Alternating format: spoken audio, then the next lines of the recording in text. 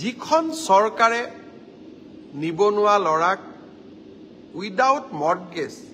2 লাখ টকাৰ লোন আৰু ৰাজ সাহায্য দিব পাৰে সেইখন চৰকাৰে দুখীয়া দৰিদ্ৰ মানুহৰ পৰা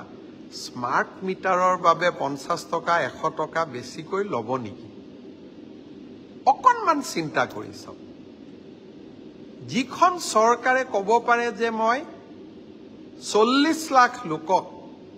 অৰুণোদয় আঁচনি দিম 40 লাখ লোকক 1250 টকা কৰি যেতিয়া যোগ কৰিম মাহত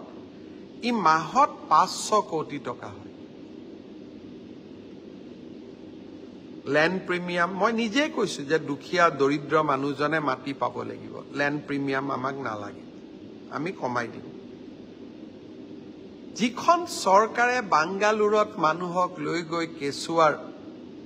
হাৰ্ট অস্ত্ৰোপচাৰ বিনামূল্যত কৰি আনিব পাৰে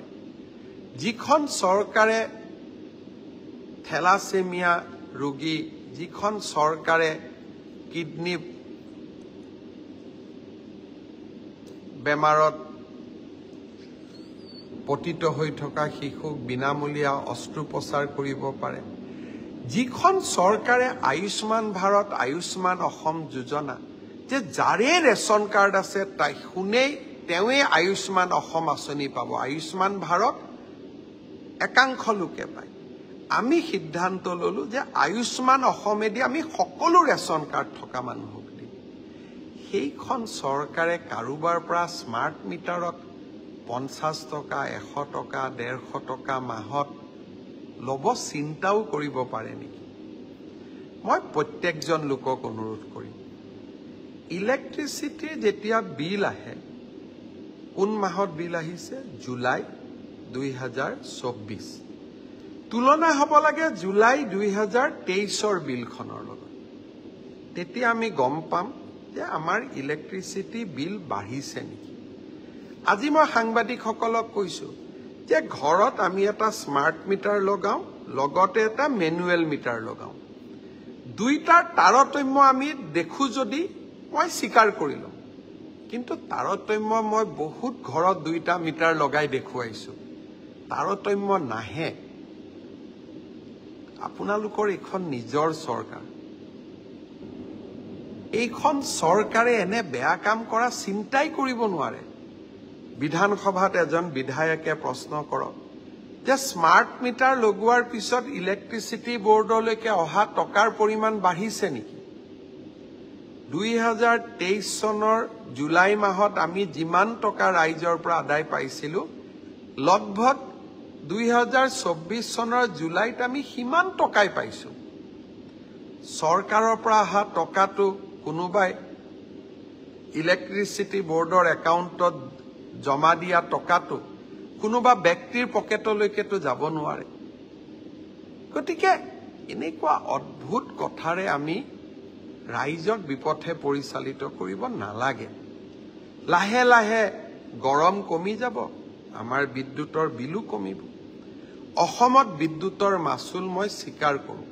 বহু ৰাজ্যৰ তুলনাত আমাৰ বেছি কাৰণ আমাৰ ইয়াত বিদ্যুৎ উৎপাদন নহয় 2700 মেগাৱাট মোক বিদ্যুৎ লাগে মই কিনিব লাগে কিনি পেলাই মই বিদ্যুৎ দিব লাগে কিন্তু তাৰ মাজতো আমি চেষ্টা কৰিছো অহা বছৰ এপ্ৰিল মাহত আমি 1 টকাকৈ বিদ্যুৎ প্ৰতি ইউনিটত আমি মাচুল কমাবৰ কাৰণে চেষ্টা কৰিম মই ৰাইজক এটা আহ্বান জনাম প্ৰতি মাহৰ ইলেক্ট্ৰিচিটি বিল কিমান হয় জুন জুলাই আগষ্ট সেপ্টেম্বৰ এখন কাগজত আপোনালোকে লিখি ৰাখক 2025 চনত আপোনালোকে এই মাহটোৰ লগতে 2025ৰ জুলাই মাহটো তুলনা কৰিব মই নিশ্চিত যে আপোনালোকে তালিকাখন যেতিয়া দুইখন তালিকা তুলনা কৰিব অহা বছৰ বিদ্যুতৰ বিল আপোনালোকে কম দেখা পাব আৰু এই বছৰো যদি কোনোবাই 23ৰ বিলখন ৰাখি থৈছে 24ৰ লগত তুলনা কৰক